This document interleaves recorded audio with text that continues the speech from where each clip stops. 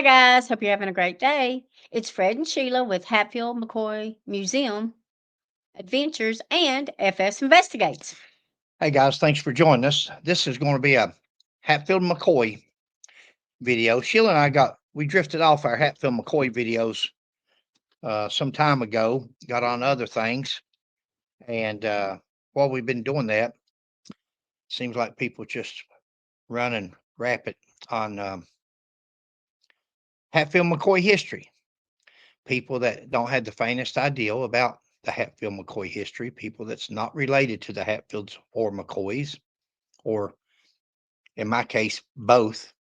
hmm And somebody had sent us a video this morning. We've been looking over it, and this gentleman has also done a video on the Hatfields and McCoys. So what we're going to start doing is just taking the videos, Okay. and we're going to cut them in the sections that Point out. let you see what the people are saying instead of me telling you what they're saying and trying to explain. You can hear with your own ears, Okay. and then Sheila and I will show you with proof that they don't know what they're talking about. Okay. So we'll start off with the video. Okay. Here we go.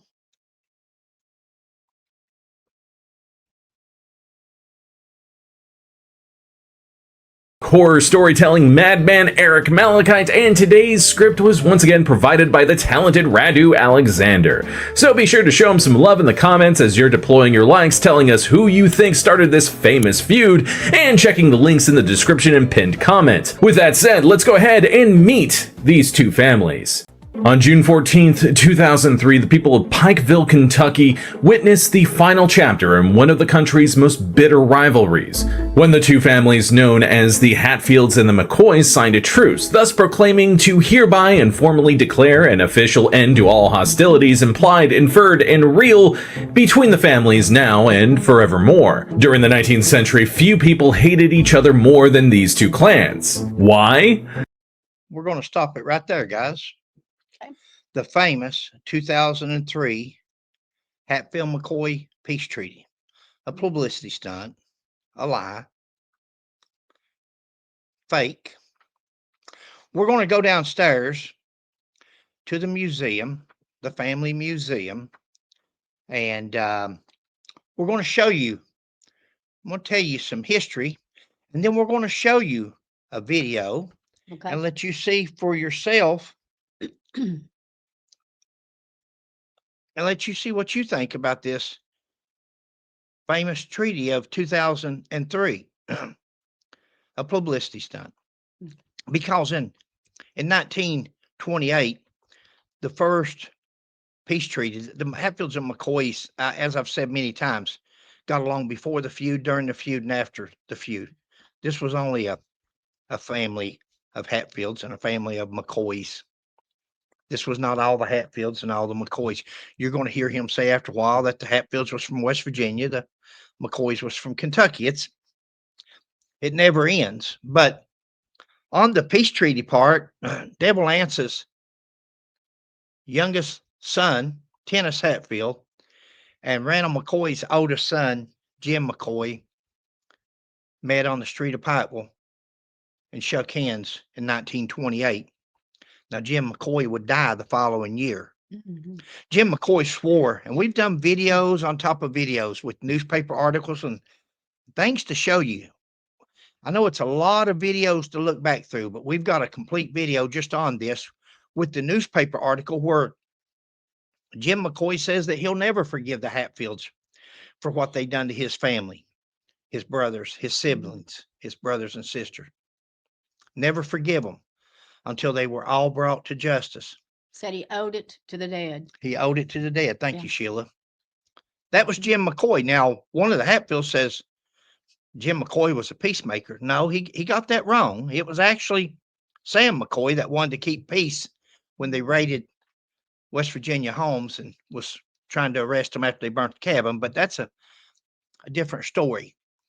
But Randall McCoy Jim McCoy shook hands with Tennis Hatfield 1928 because Tennis Hatfield was Devil Ance's youngest son. He wasn't born. He wasn't Involved. involved in the feud. So by him shaking hands with Dennis Hatfield, it was a new generation. It wasn't somebody that had anything to do with anybody that killed any of his siblings. So we're going to go downstairs and we're going to show you some documents and some items, and it may give you a better understanding of what we're trying to say here. Okay. Show you some proof. Nothing's better than physical proof. Guys, Sheila and I are now downstairs. Yep. And first, before we let you hear a video, audio, we wanted to show you a couple of documents that we actually have in the museum. Here's one right here. That is the Chicago Tribune, Hatfield's and McCoy's trade shots in court. That is Ron and Bo McCoy. Mm-hmm. And that's Rio Hatfield. Now, this is 2001, I think it was, when Bo McCoy and Ron McCoy filed a lawsuit against John and Barbara Vance. Now, if you'll go back through the videos from way back, we've done a complete video on this, right, and we cover everything that's on that board. We cover the entire lawsuit, the outcome, how dirty it was, and what happened. Now, if you'll walk down through here,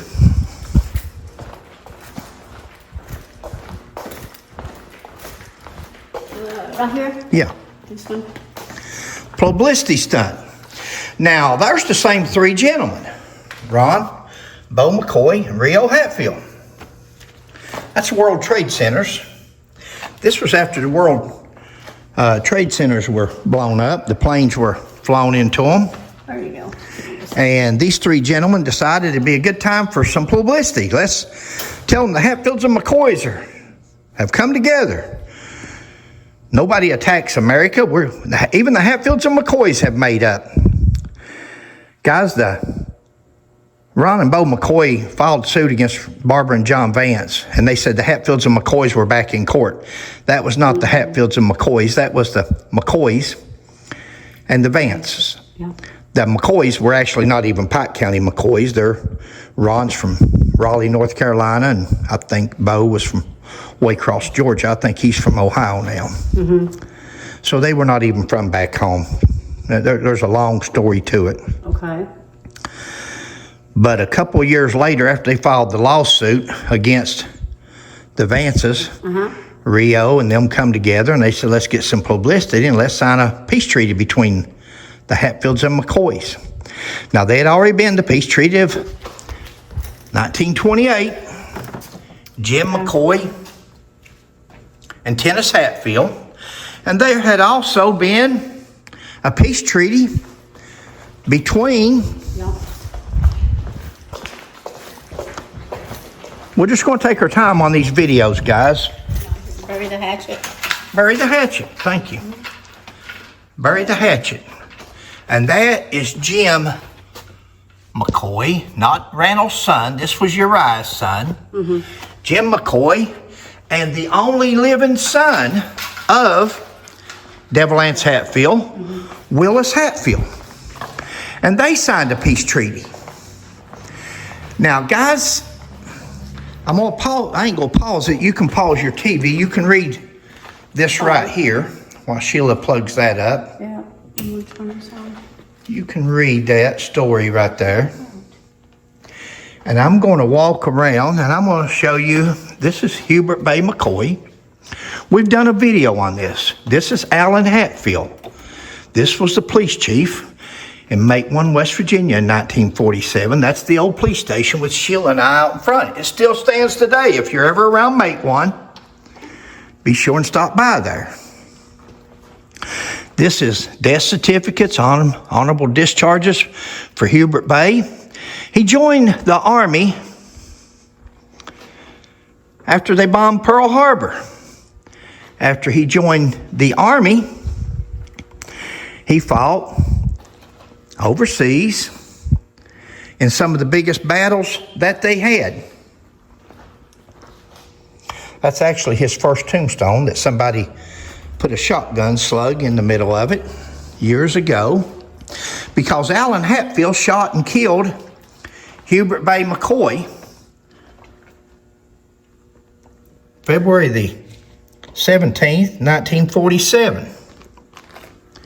Now, years ago, Dean King did a story, Granta magazine. It was on the internet, and it tells all about some of the Hatfield McCoy feud happenings, and he interviews Rio Hatfield. Rio Hatfield is this fellow right here. That is Rio Hatfield.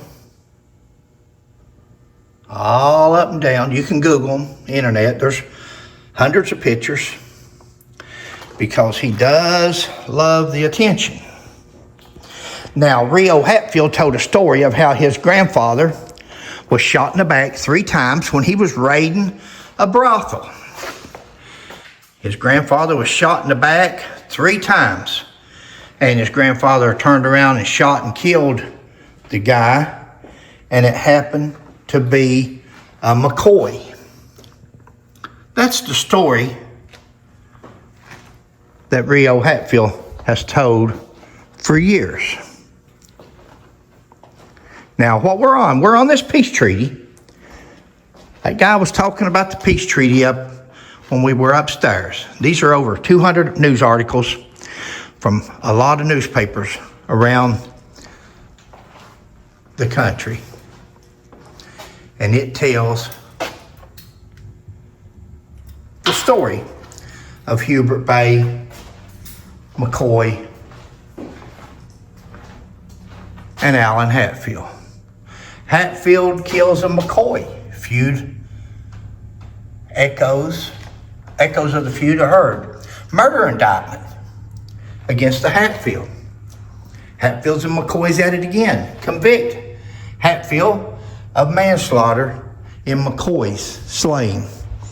Now, for years, Rio Hatfield had told the story that his grandfather, the police chief, Allen Hatfield, was raiding a brothel, and a McCoy was interrupted, and he was mad, and he shot his grandfather 3 times in the back.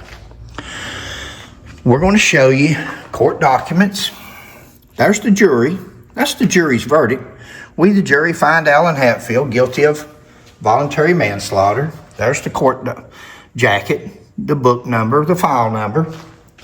That's where it's all at. Now, there's a story here. You're going to hear Rio in a minute. He's going to say there's a Washington Post story. It's well documented in Washington Post about his grandfather. Well, it's well documented because it came from Granta magazine.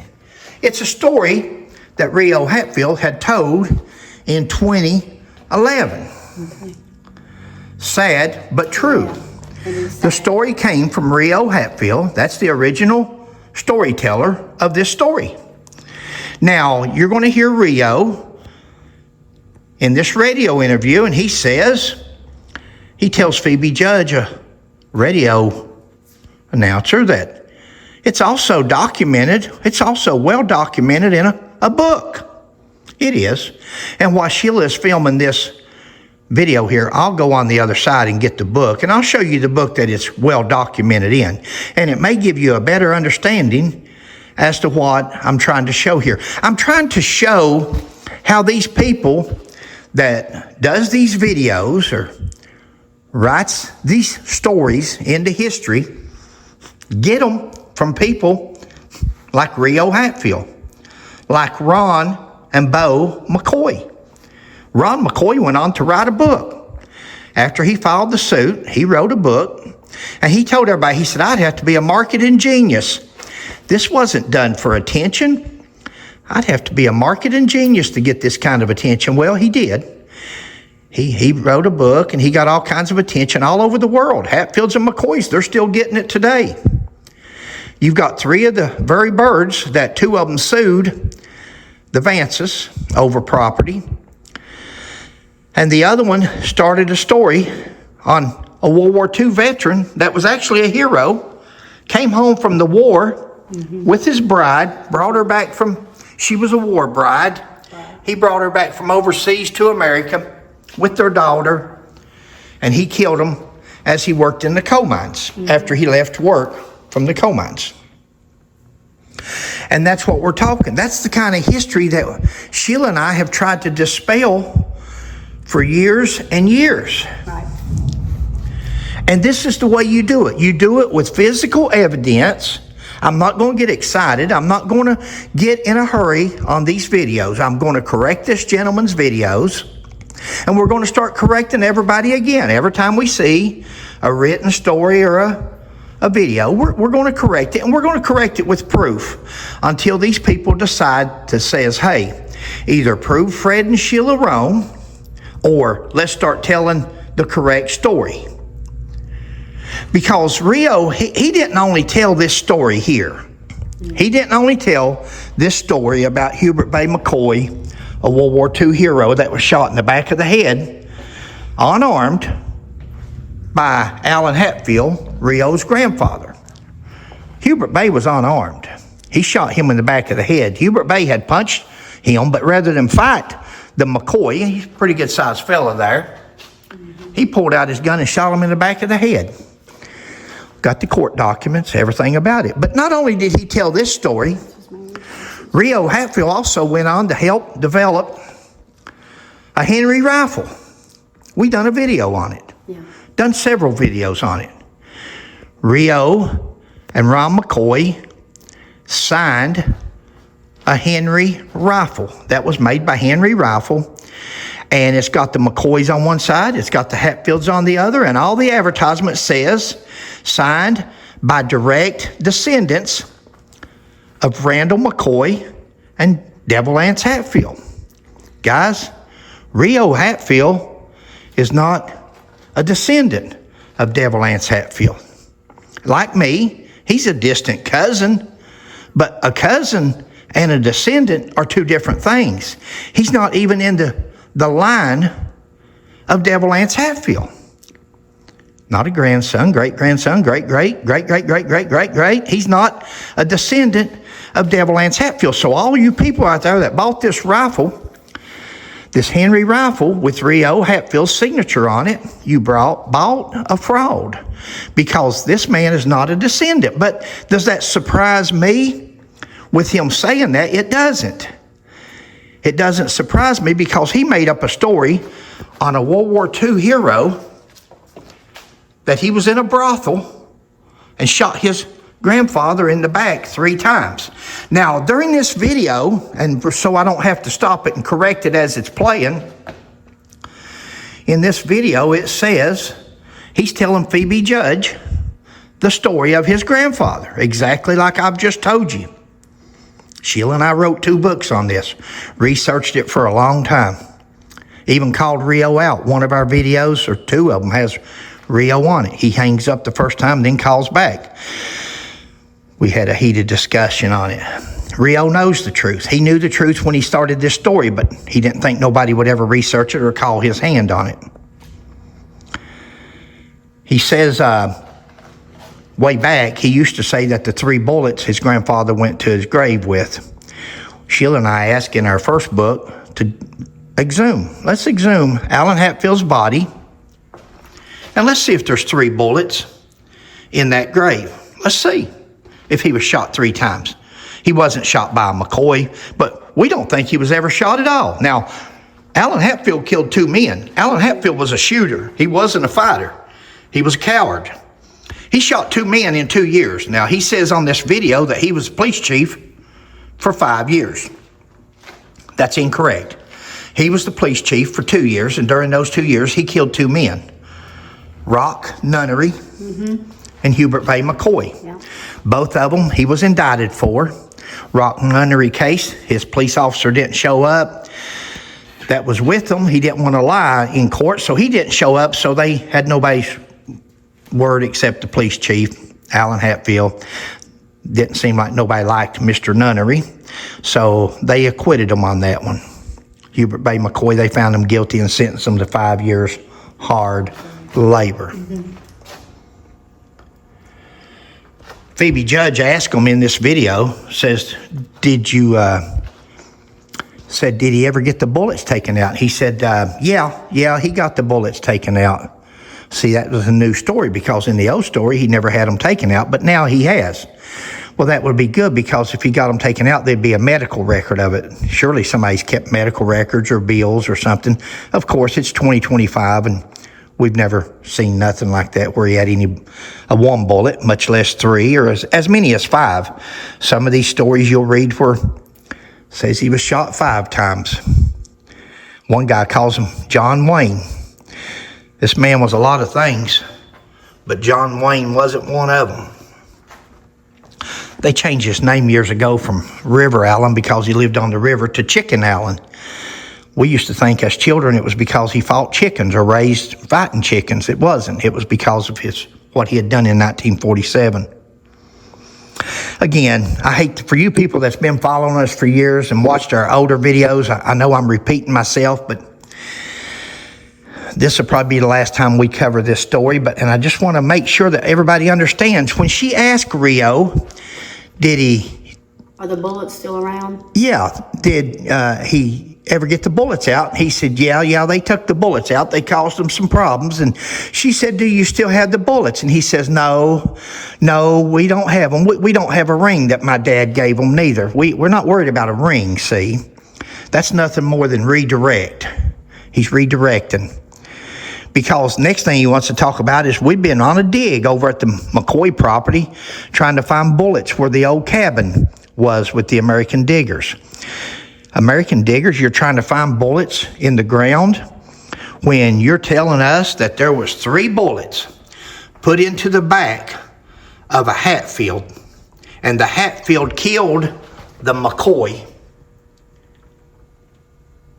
The bullets were taken out, and nobody saved or preserved those bullets.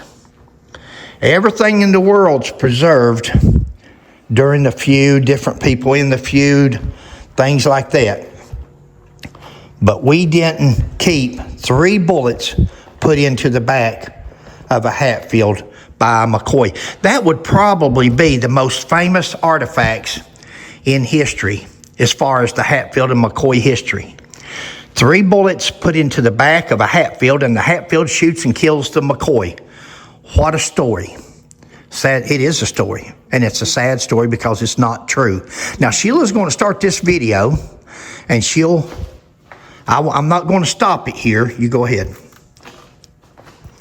It may start with a radio interview with Rio's. It's named, Daddy. How old are you, Miss Hatfield?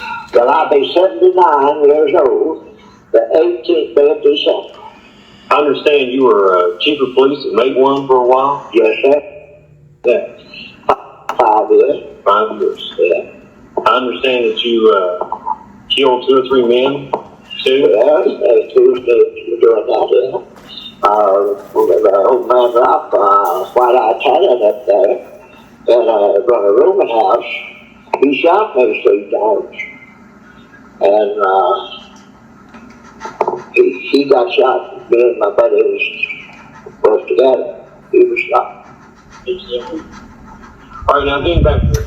Rita, will you tell us a bit about your grandfather and how he ended up to be the last Hatfield to kill a McCoy?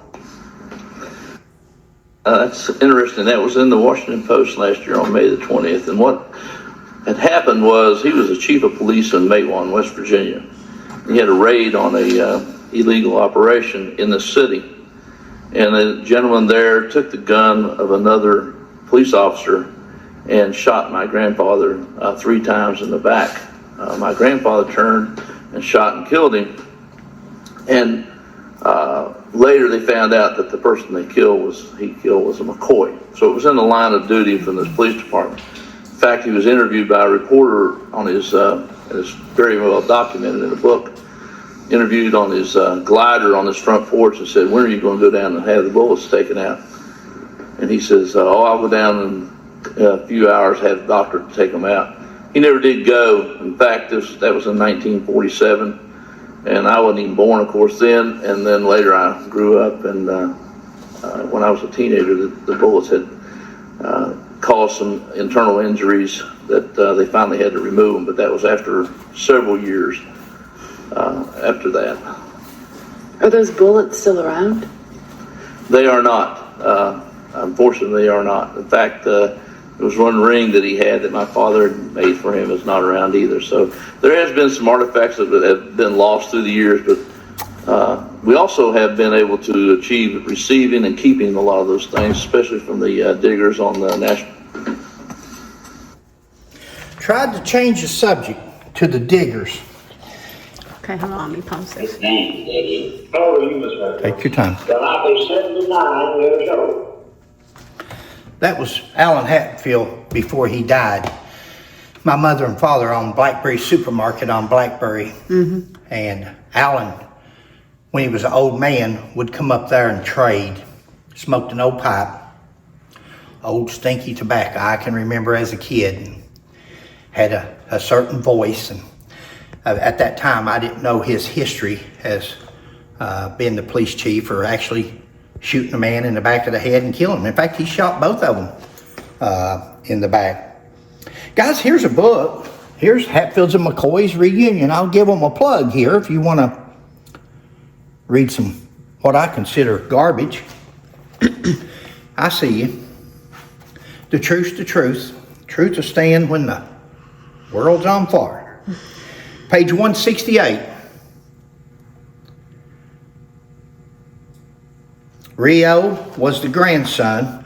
Rio Hatfield was a businessman living in Waynesboro, Virginia. He was the great-great-great-grandson of Bad Lies Hatfield, whose fistfight with Tolbert McCoy over a debt owed for a fiddle led to the election day attack on Ellis and Hatfield.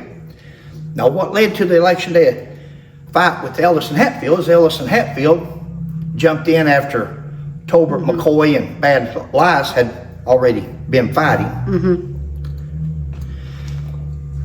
It says here that Rio Hatfield is the great-great-great-grandson of Bad Lies Hatfield.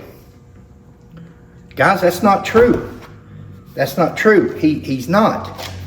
He's not the descendant of Bad Lies, and he's not the descendant of Devil Ants. There's three different characters that he's supposed to have come from.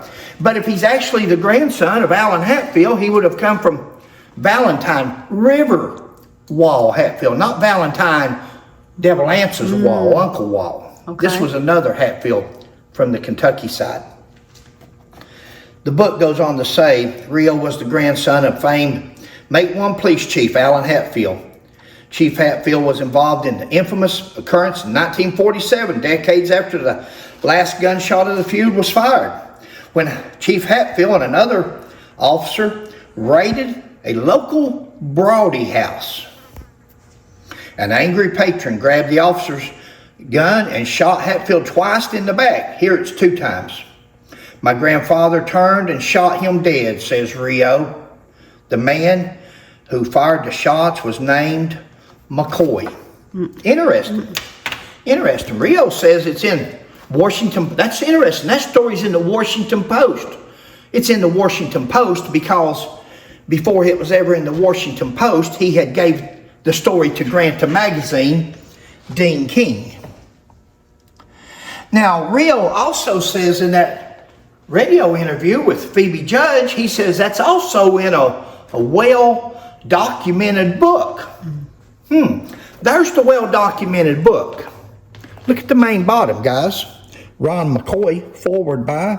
Oh, wait a minute. Rio Hatfield, well-documented book that he had something to do with writing. Page 168, he told the story, once again, about his grandfather. The frivolous story, the untrue story, the false story, the slanderous story against a war hero, World War II hero. Now, I'm not going to beat a dead horse. This is probably going to be one video just on this one subject that this gentleman just brought up. So this is probably going to be a series of videos because I don't want to get in a rush, but I do want to tell you something. If Sheila will follow me down here, when Hubert Bay's family was brought over, he married his wife, And her and the 6-month-old daughter was brought over, Virginia. And Kathleen, Virginia was his 6-month-old daughter, and that is the manifest on the boat where they came overseas back to America to live. Now here she is. Right here is Virginia. She's a year old here. That's her mother. There she is as a newborn up there. That's Hubert Bay's wife and daughter. Now when he was killed, that made her a widow and her an orphan. Now right here, Virginia right here is right there. Here she is here. Yeah, go ahead, babe. This is her here. This, of course, is her when she was little. But when the day she took her first steps is the day that her father, Hubert Bay, was murdered. She is the sweetest lady, though, that you'll ever talk to. That is Make One Bridge. That is the bridge coming from West Virginia side here over to the Kentucky side. That is Buskirk. Alan Hatfield actually lived right over in there off on the other side, on the Kentucky side of the Tug River. Okay. Now, here is Virginia today. This is Virginia with Sheila. Here she is with me and Sheila. She's sweet. She is elderly now, just like me and Sheila. We are. And, but here's the second tombstone that they put up after the first tombstone was destroyed. After Alan Hatfield was found guilty. So the video that we were doing up there just now, we were going to continue on and go from that topic to another topic and try to do several topics in one video. This video is going to be 30 or 40 minutes long probably already. And we have got this same video, maybe not presented as good at letting you hear nothing beats a tape, guys. Nothing beats a video or a taped conversation. That's Rio Hatfield's voice. That is his voice. He's telling that story to Phoebe Judge, knowing that that story is not true. It's sad. It's sad that people has taken, just like Ron McCoy's book. On page 14 of that book right there, Ron McCoy, he says during interviews that he was 30, and in his book, he says he was 35 years old before he realized or knew that he was related to the famous McCoys. But yet on page 14 of that book, it says history. He's going to tell you the history. And that's what's happened. People that grew up there, lived there, born there, raised there, family stories. And all these people come in from all over the country, and they'll read somebody else's book from Connecticut or Tennessee or California. They'll read somebody else's book, and then they start saying this like it's the truth, and it really confuses people. I'm probably not going to change nothing, Sheila and I. We're probably not, but we make these videos in case someday we are deceased and somebody actually wants the truth with proof. She'll walk around over there one more time, because we're just going to make this one video. Show that look at them two walls there at the newspaper articles, and we don't even have them all up. Right. We don't even, how hard, look here. Hatfield convicted of slaying McCoy. He's convicted. Police Chief Hatfield in jail after shooting in which McCoy died. This is things that anybody can Google. Go to your archives, your newspapers, your Google. Alan Hatfield, Make One Police Chief, shoots Hubert Bay McCoy. These stories all over from the time he was arrested till he was charged, arrested, indicted, stood trial, convicted. It's all in there. There's news articles on it. Every time something came up on it, another newspaper, because it was the Hatfields and McCoys. Hatfield admits killing McCoy. McCoy slain by Hatfield. Alan Hatfield wanted to have the reputation of Devil Anse Hatfield, and he wanted to have the reputation of Sid Hatfield, a previous Hatfield, who was the Mate 1 police chief, who became famous from the wars, the mine wars. Yeah. A battle of Mate 1. Mate 1, West Virginia has some terrific history, great history. The mine wars. Sid Hatfield was a hero to the miners. He was the police chief and a hero. And that's what Alan Hatfield was trying to do. He thought he could just shoot people and get this reputation. In fact, he tells the reporter that. The reporter said, I heard you shot 2 or 3 men, and during your time as Mate 1 police chief, he's got that pipe in his mouth, and he made him talk. I don't know. I'm not going to, I'm trying to look around, see if there's more to show you, but I think, Sheila, you got anything at all? No, I mean, we've got the proof to back up what we're saying, so. You know, some people, all right, guys, that's probably going to, I see her back here, and I have learned that she's a very smart lady. When I repeat myself, or I start getting, people don't understand why I get so hung up on this or so involved.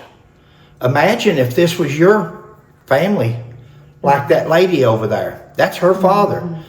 For years and years, that was the story that's been told back home and all over. And it started by one man. And if it didn't, please correct us and we'll make a correction. But it started in 2011 when Rio Hatfield gave an interview to author Dean King.